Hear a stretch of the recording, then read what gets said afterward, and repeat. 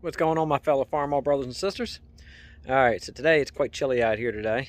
The H is all ready for the possible weather coming, which I think it's just going to be a little bit of ice, like a trace of ice. So unfortunately, nothing to push with it as far as snow. But today we're actually going to go ahead and go on in the shop. We're going to finally start doing some stuff on the 300 engine again. Unfortunately, I haven't had time in the past week to get out there and do anything.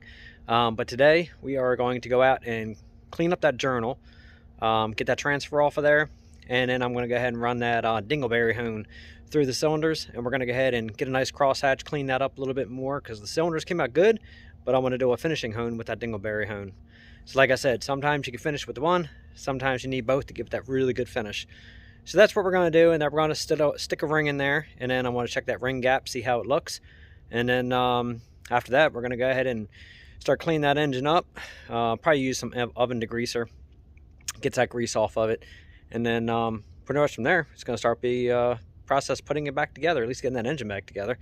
And then I got a whole bunch of parts, unfortunately, I got to order, and then we're really going to get cracking on that thing and really get some work done. So in the next couple months we're going to be going balls to the wall and getting that thing done, so stay tuned.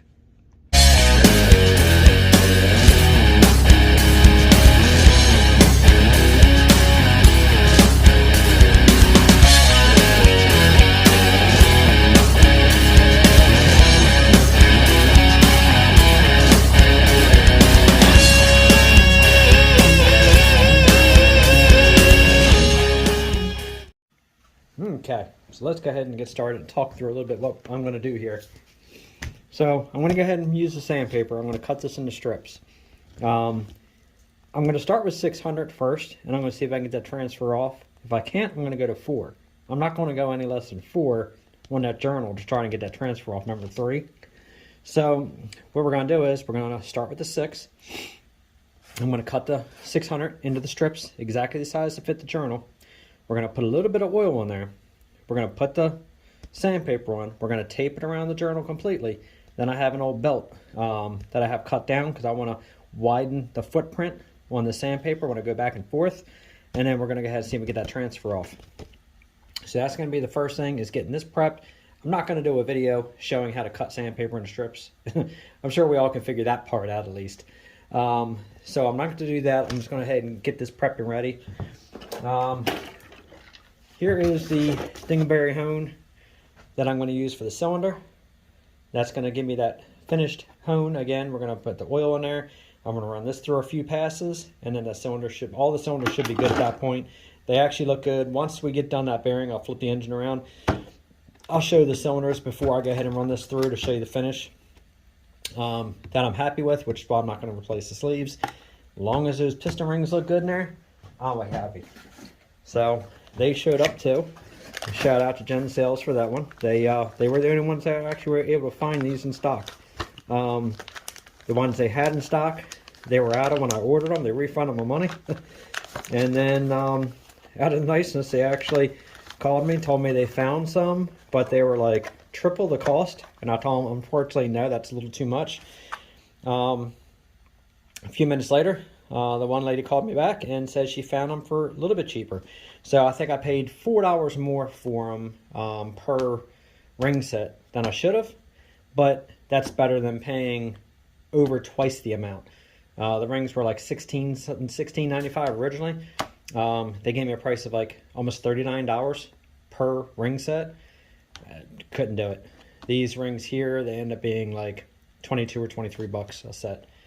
Couldn't argue with that. So at least I got them. They were almost impossible to find. Everybody had these out of stock.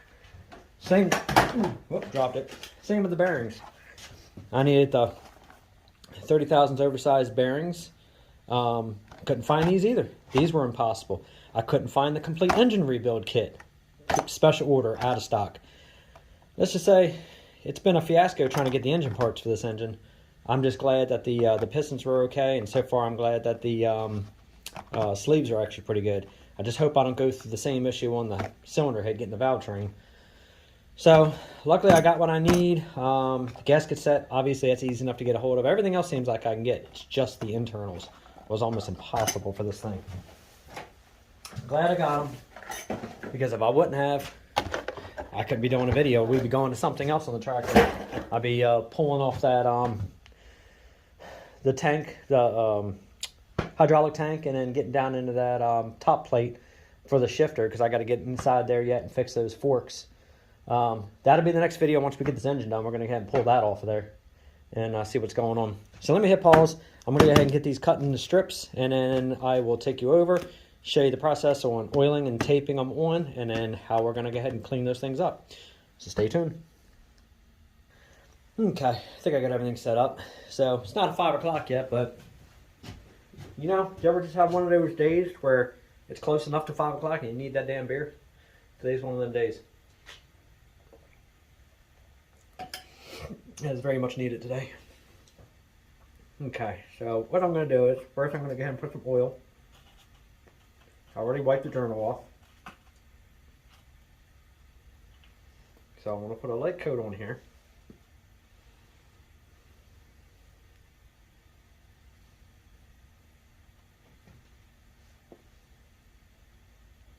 I might go ahead and, I'm probably going to clean all the rod journals up with 600.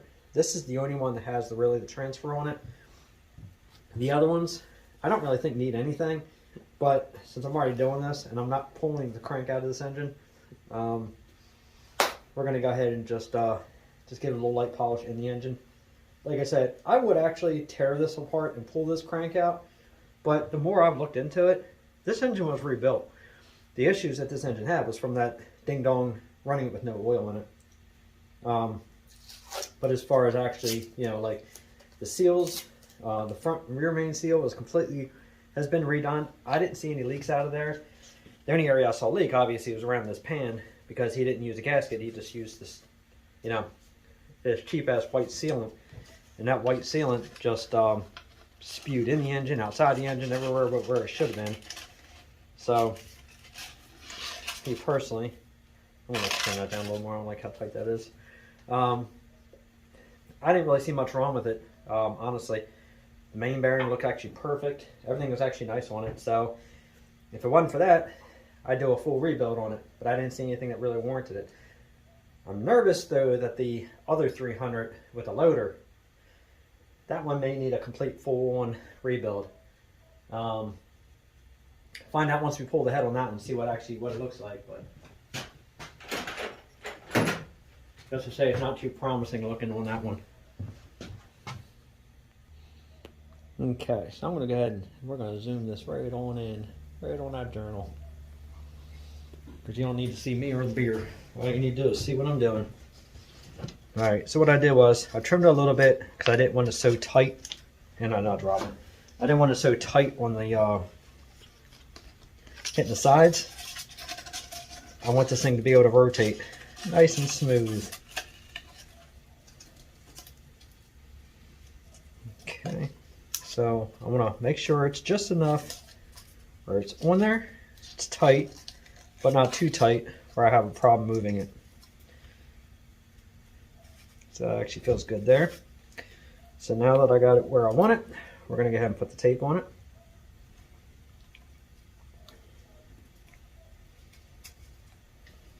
And then I'll put the tape on crooked, of course.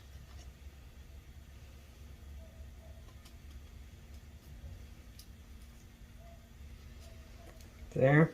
Now I'm going to have to do a little bit bigger piece of tape because I got to make sure this thing stays on there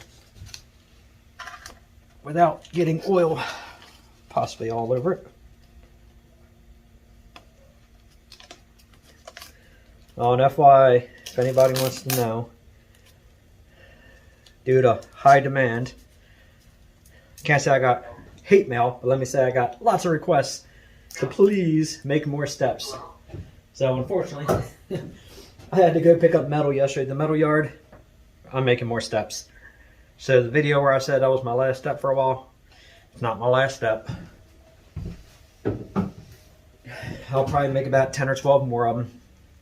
So if anybody needs a step for a Super A or a B or a regular A, I'm going to have more in a couple weeks. So as I get time to get out there and cut them up and weld them up. Okay, so the reason I opted to go with an old belt is because I want it to, instead of using a string or a shoestring, I wanted this thing to press down flat as far as I could. So what we're going to do now is we're going to go back and forth like this. And I'm going to go all around like this. As you see, I got that belt pretty much all the way around this journal because I want it nice and even and I want good coverage. I don't want to take material obviously off the crank, which you're not going to with 600. I want to get that transfer off. So unfortunately, I'm not going to know if I have it all off until after I do this a few times. Peel the tape off, take everything out, see how the journal looks, put it all back on and repeat the process. Alright.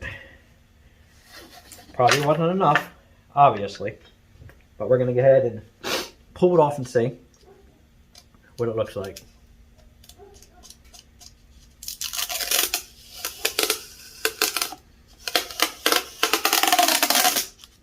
I have plenty of tape, so I'm really not sweating the tape.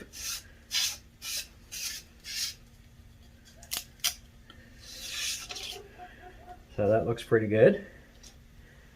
So that looks good on there.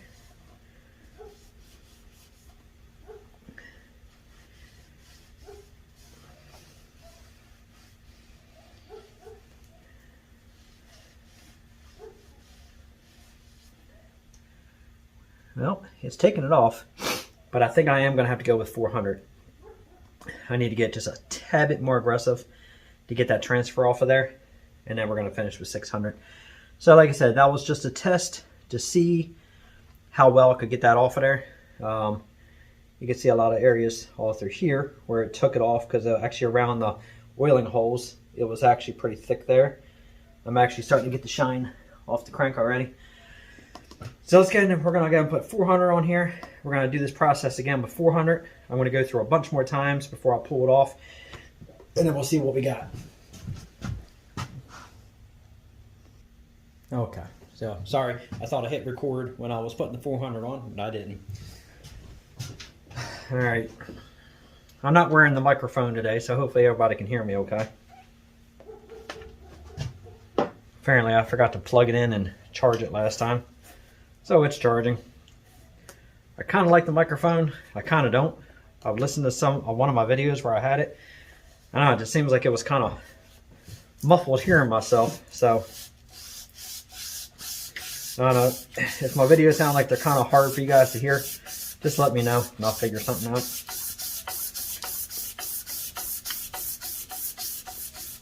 If you're not hearing me now, it's because I'm not talking.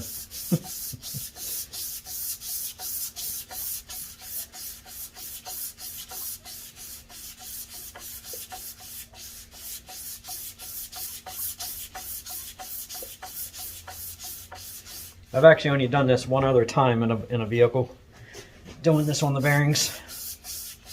It worked before, so hopefully it'll work again. If more than this one rod bearing was bad, even though the engine looked like it was rebuilt, I would have just pulled it out, just been done with it.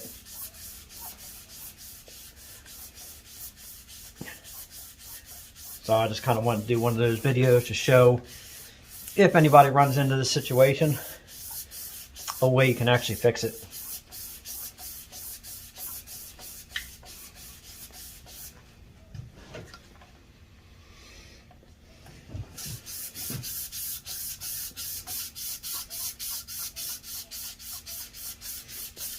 Now the reason I like this belt in threes like this is because as you're going around this way, as you see that belt is moving back and forth, it's keeping nice, steady, even pressure on that whole journal.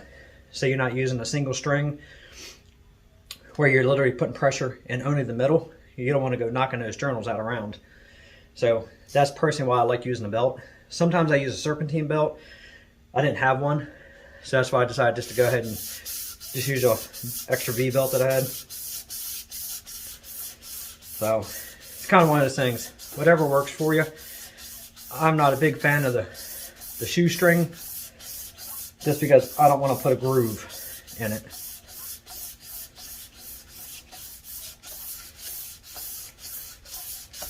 Plus, when you cut the belt, I think this belt's about 4 feet long where I cut it. This was one of those real long, like 6-foot belts with a 0 turn. 6 foot, 7 foot, whatever it was. I think I got this belt probably close to, I don't know, probably almost 4 foot. All right, let's see how this 400 did.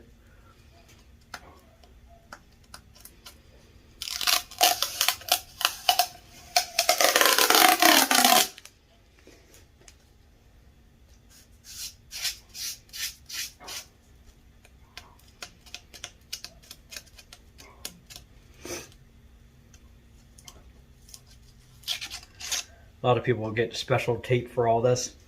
Honestly, just blue masking tape works just fine for this. You don't have to get anything crazy, anything special.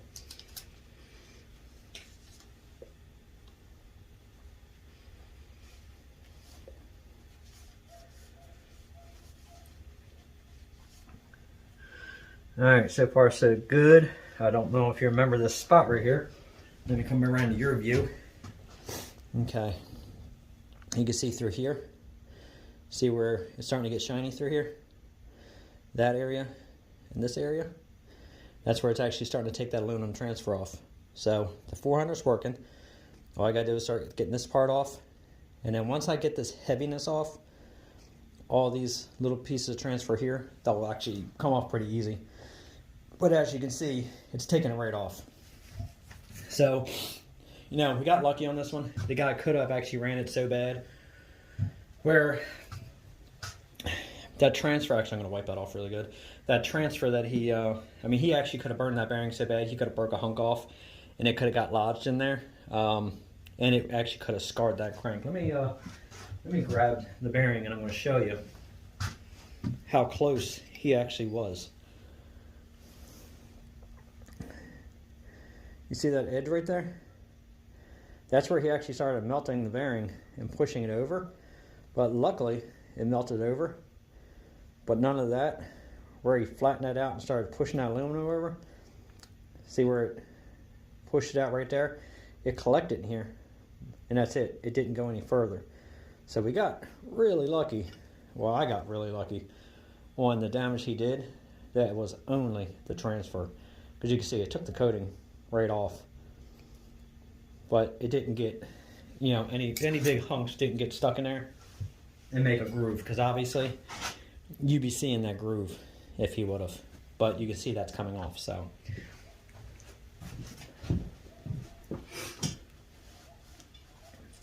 One of the other videos is I'm going to also be taking the oil pump completely apart.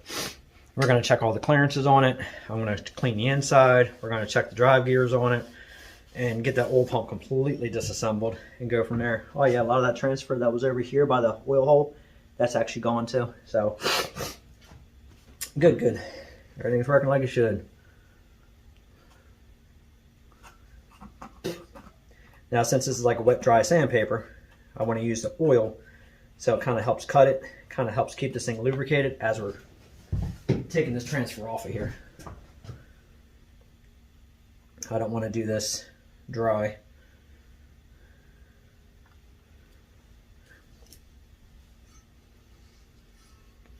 I opted to leave the fan and the belt on here too. Makes it much more convenient for rotating this crank around. I'll tell you one thing though, she rolls smooth in there. Definitely no issues. All right. Let's see, this will be the 3rd time sticking the same piece of tape. See if it does this trick a couple more times and holds this down for me.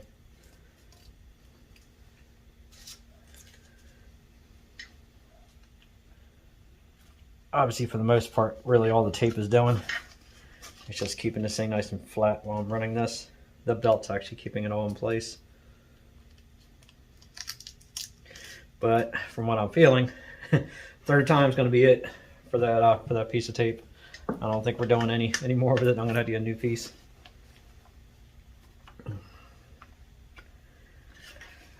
All right, my cigar is out, so I'm gonna sit that over to the side, and let's do it again.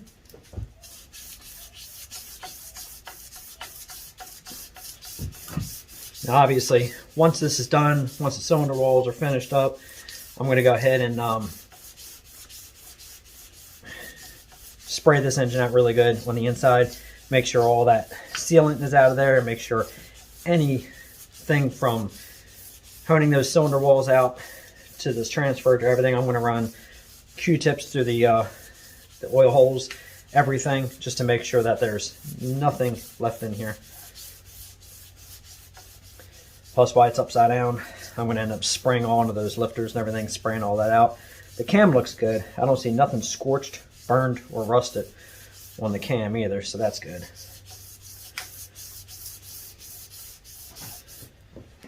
You know, you wouldn't think, but doing these little short movements like this, it's a little workout. You can actually feel it. I'm hoping I'm not that far out of shape. I didn't think I was, at least.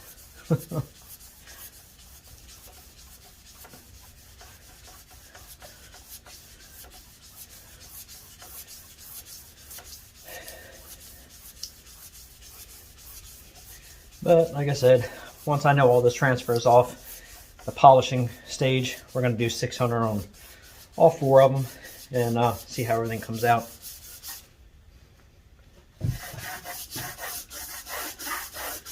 If you have questions about yours, something looks iffy, something looks sketchy, just go ahead and pull the crank out, take it to a machine shop.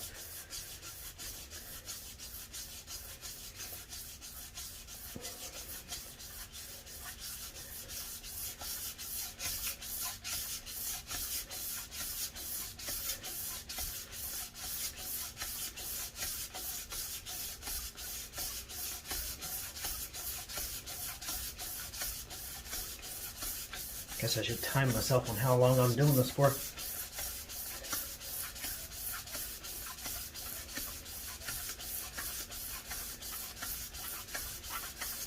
All right, let's check her again. Let's see what these results are. I can see the oil pushing up around the sides. So it looks like the tape joint.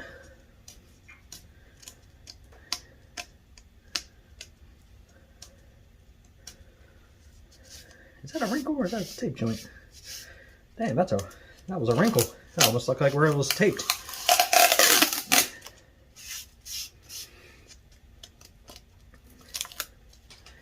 Alright, so that tape is toast. Okay, let me throw the tape away.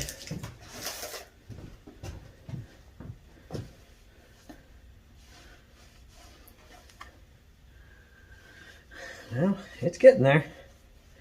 This side over here is coming out really nice. Let me see if that's showing up on camera. Okay, so yeah, all that transfer there, gone. You can see a couple grooves still where it's still cutting, but all that is completely gone. Let me see if I can spin it, if it shows still. Over here, gone. All that transfer is off of there. And it feels good. I feel nothing through this area. Feel a little bit right there because there's still a line of transfer right there. But yeah, that feels good. Very nice, very nice. Clean this piece of sandpaper off. Now I'm probably going to run this sandpaper maybe 1 or 2 more times because I got to make sure there's no hunks of, well, not hunks, but little pieces of metal or anything from that aluminum in here. I don't want to keep pushing and end up scarring that journal. But I'm going to spin this and take a look. Oh, that's almost gone. That's actually pretty much gone on the bottom side. This whole side over here looks really good. Looks like it's just, actually, looks like it's the worst area. And of course, that's the area it's on the camera you guys are seeing. But that's the worst area right here. All around underneath and the other side. Yeah, that's pretty much one line there. And that right there. Nice. All right, she's working. That's what I like to see.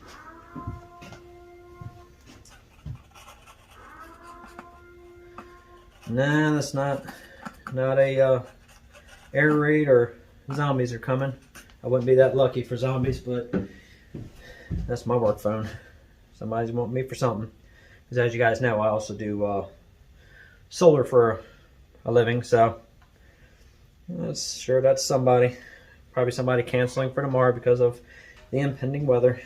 It's only gonna be a little bit of freezing rain, but you know, it is what it is.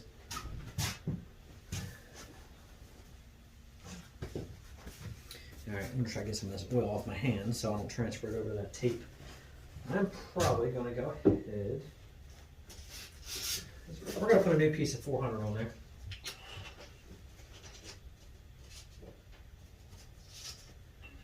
I gotta cut a little piece off.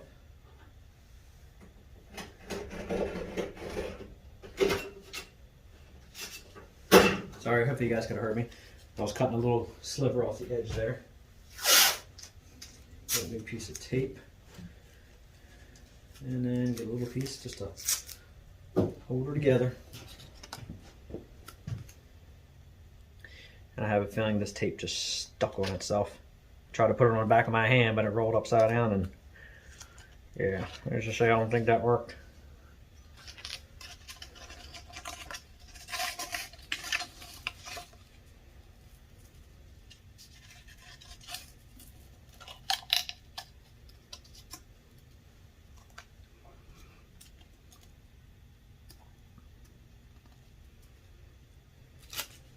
It actually unstuck from itself. That's surprising. You know how it is, every time you cut a piece of tape, it won't stick to anything except to what it shouldn't stick to. It never fails, right? Okay, that feels good. All right, I'm gonna put this belt on and try it again, but I gotta check my phone, so hang tight. All right, back in business. Shout out to my buddy Jarrett. Thank you for the cigars, brother. Last time he stopped over, he gave me some Havana honeys, and I finally got a chance to light her up. So I appreciate it. All right. Uh-oh. Look at that. I think I made it too tight. I ain't getting no spin. Yep, tape's too tight. So that's kind of what I was saying. Got to be careful. Can't be too loose. Can't be too tight. And unfortunately, that one was a little too tight.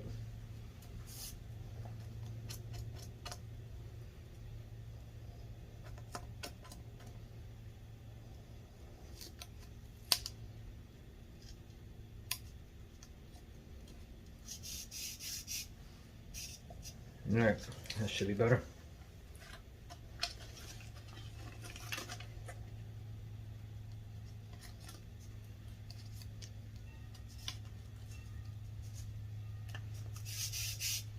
Alright, let's try her again. No, it's not going to stick. It will once the belt gets around it.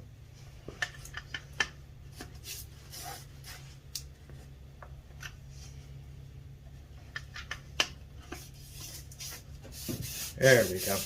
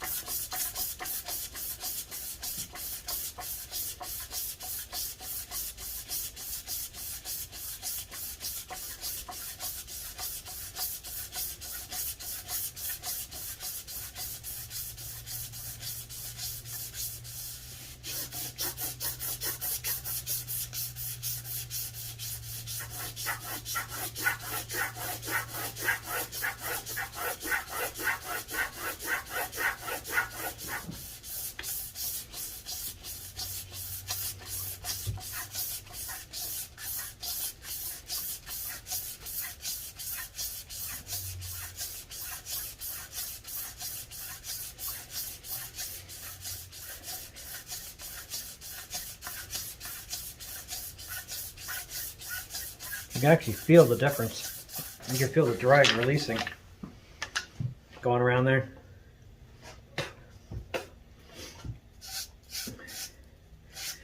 You know, irrelevant to what we're doing here, just conversation. Gotta love Facebook Marketplace for finding things. But I tell you, I don't know if you guys experienced it or not, but one of the most frustrating things on Marketplace is when somebody has something for sale and you message them repeatedly.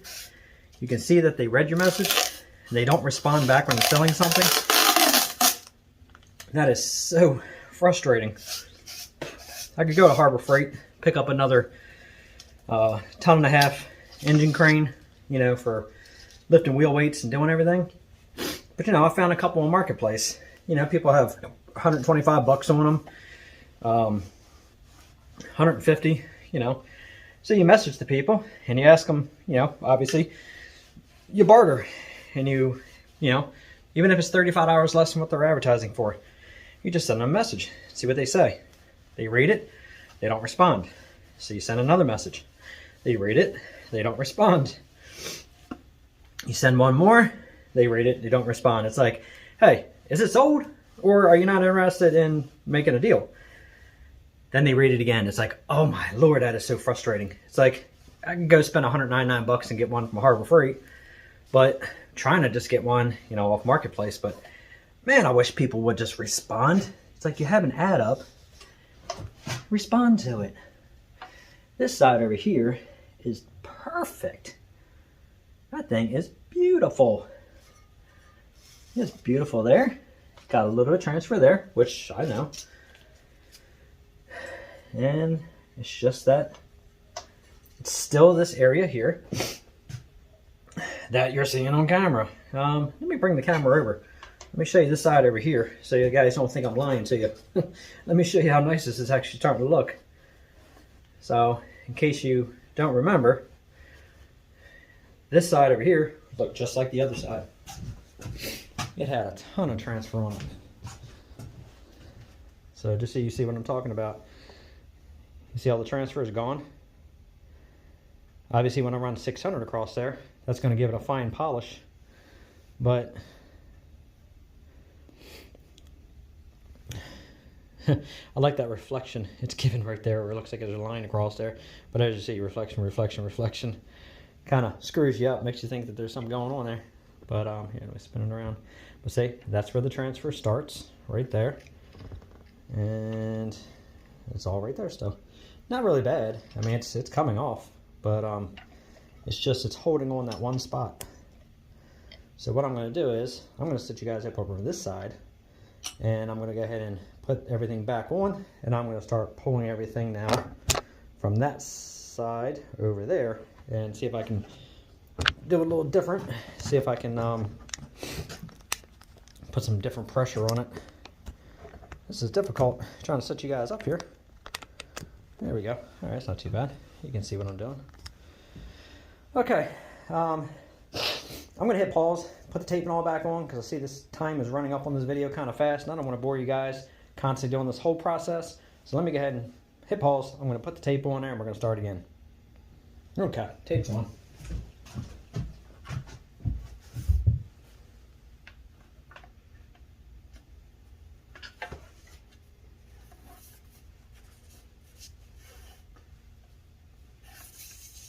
All right.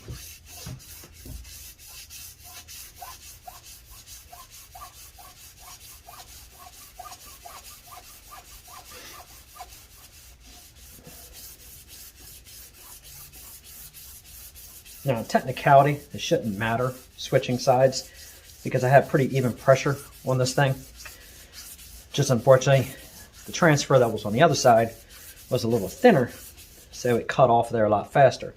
Transfer on this side here is a little bit more. It's a possibility the reason it's a little bit more is because when he finally shut that engine down from the heat that he generated, it could have made the hot spot there, which is why there's more transfer on this spot.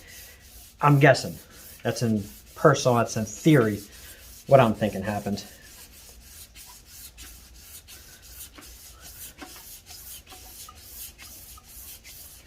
I guess the moral of the story is, be cautious of your surroundings.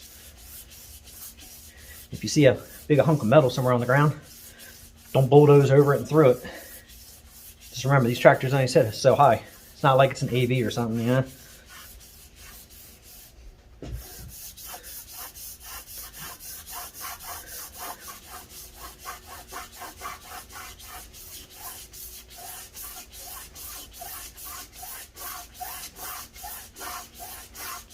I don't know if you can see, but see how that belt's going back and forth? It's giving good pressure on this.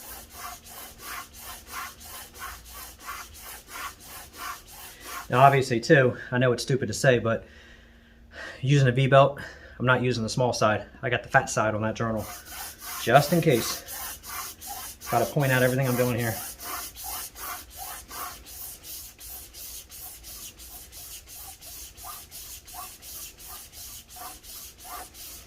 And then obviously, once I get everything done, I'll run the dial caliper on all the journals. Just recheck everything, make sure that they're all within spec of each other and what the book says. And for some reason, something is showing out of spec. The crank's coming out. So usually this doesn't cause those issues, but triple check yourself before you go through all the work putting it all together. Then you find out something screwed up. Last thing you want to do is have no oil pressure or hear a rod knock.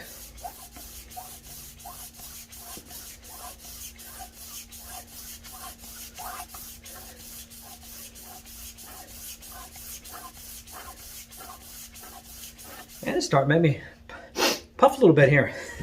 You don't realize this is tedious.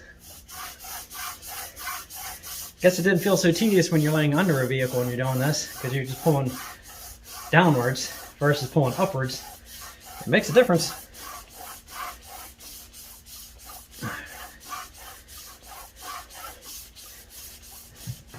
Plus I do plasma donations as well to try to help where I can, finding cures for certain diseases and things. So I just had my donation the other day, so it's a little workout on the left arm from where I gave blood. So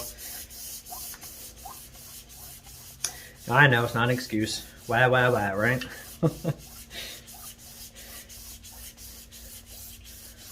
Try to do what I can do and help where I can.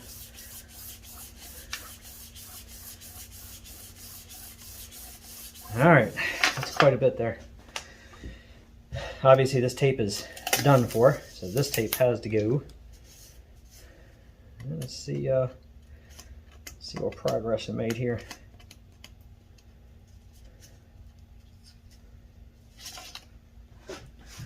All right, let me set this paper over here.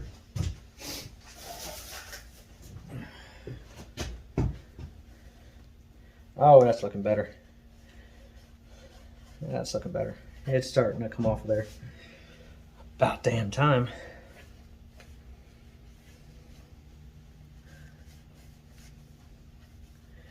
Obviously, once I hit it with that 600, it's really going to polish this thing up nice. Yeah, it's coming off. It's looking a lot better. It's just got a few more passes to go here.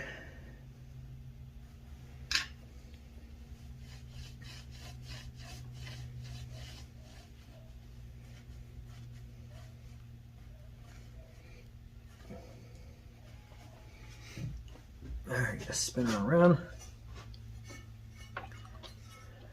Almost off the bottom. That side right there, you see, it's looking really good. It's just still a little bit more on there. Alright, let's do it again. Make sure this is all clean, put some oil on it, and go for round, what, 5? Again, if you're doing this, sometimes things take a lot longer than you would think they do, but it's not a race. Don't rush this part. Make sure you get that shit off of there. Don't go leaving that on there and putting a new bearing, because all that's going to do is eat up your new bearing. That transfer right there is just enough to pretty much take the finish off that new one, so we don't want that happening. It's actually looking really good all through here. That actually looks better than it did. It's still just that one area.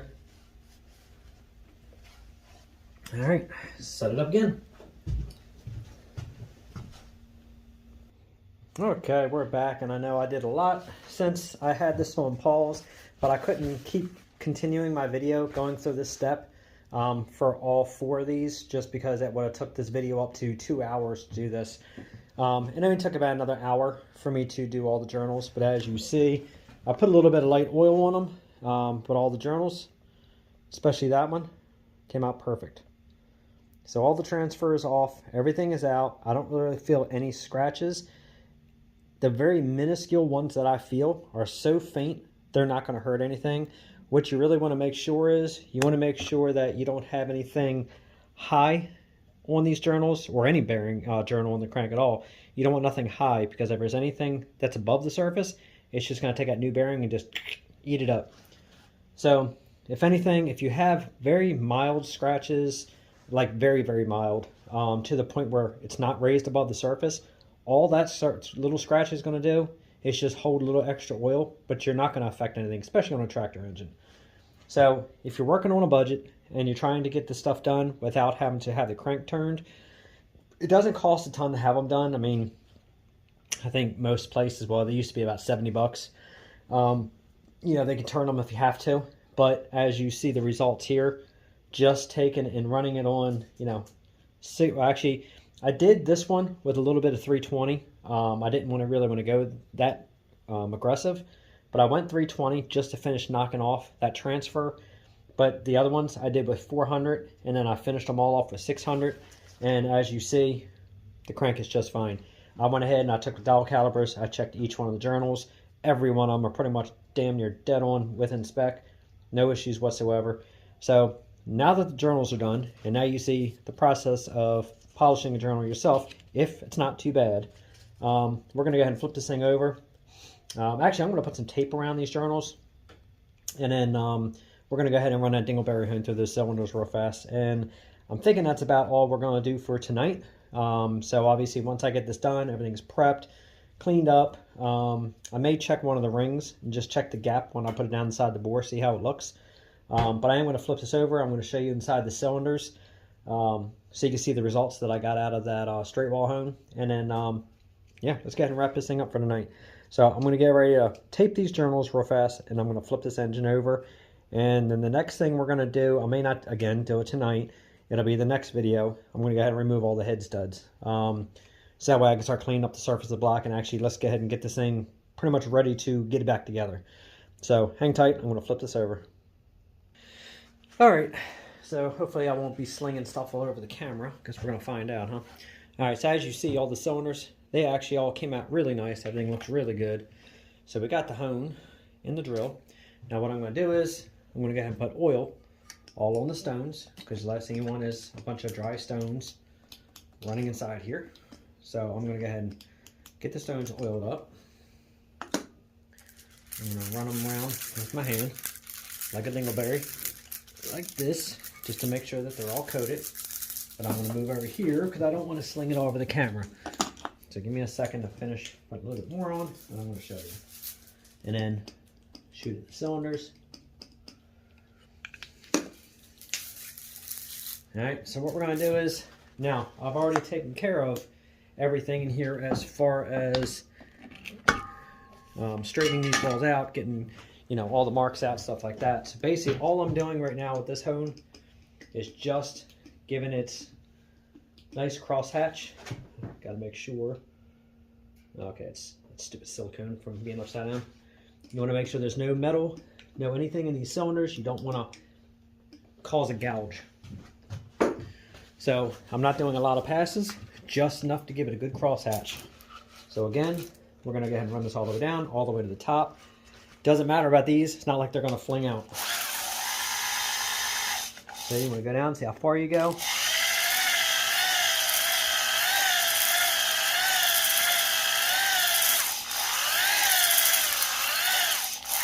That should be plenty.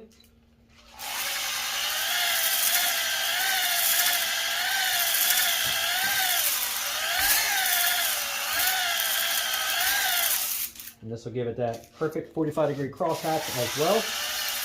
I already have a nice hatch in there, but this will just make it even better.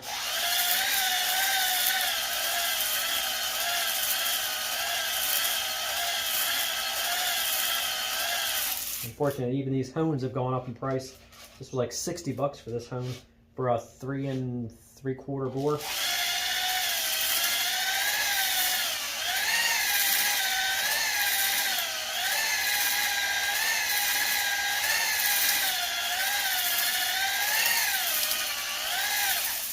That should be all this engine needed. So I'm going to put that over to the side. I'm going to go ahead and grab my brake cleaner.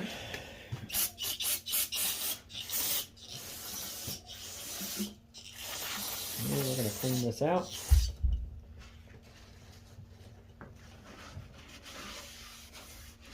And check it out.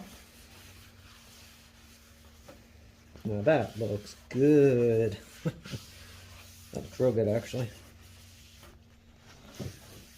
Now, obviously, until I get this engine back together, I'm going to go ahead and recoat these cylinders with some oil while it's out here, because I don't want anything flash rusting.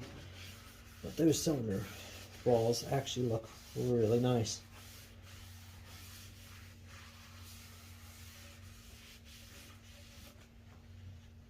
Absolutely perfect. Like I said, that straight wall hone is what I needed to do the job, to clean these up and make sure they were straight, make sure there was no divots or imperfections. Now these cylinders weren't filled with water, not like the one outside. So these actually weren't all that bad. Unfortunately, the ones on the Super A were bad. They were rusted really bad and actually rusted into the walls. And I have a feeling that other 300 is the same way. But these actually weren't that bad. Since it had that underslung exhaust, water didn't get into the cylinders. Just all those little bug carcasses or whatever the hell those little things were. But I will take that any day over rust. Yeah, everything actually looks really good.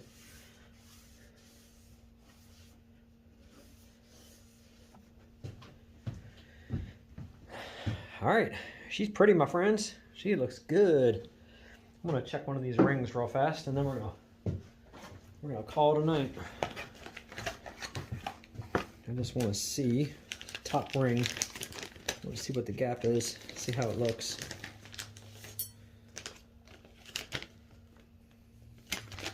I'm just gonna get that out of the way because you're not gonna be able to see what I'm doing. So obviously too, when you get your rings, make sure you put them in the appropriate way. As you see, top, it says top ring. Now it should, obviously it says top, that side is going to go up. If I'm not mistaken, all the writing will go up. So I'm going to go ahead and very easily put this in like that. I'm going to get it down below the ridge. And I want to do this easy because obviously I don't want to break the ring or scar the wall. Stop moving on me. Alright, let me bring this up just a little bit because I want it sitting in there straight. Just below the ridge.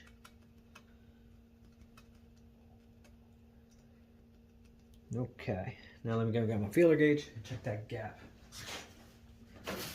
As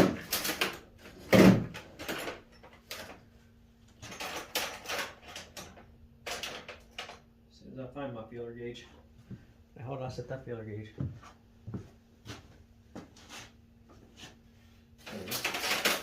So the sad thing is, I got two of them. I know where I put them. I gotta look back. Unfortunately, I should have looked at my spec sheet. I can't remember what the specs were. So what I'm gonna do is I'm gonna take a reading, and then I'm gonna check my book and see what these things are supposed to spec out at. So that's a 13. Let me keep going here.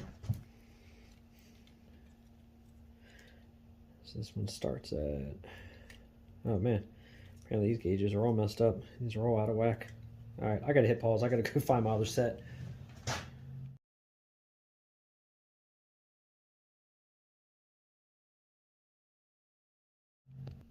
Okay, well, I got my spec.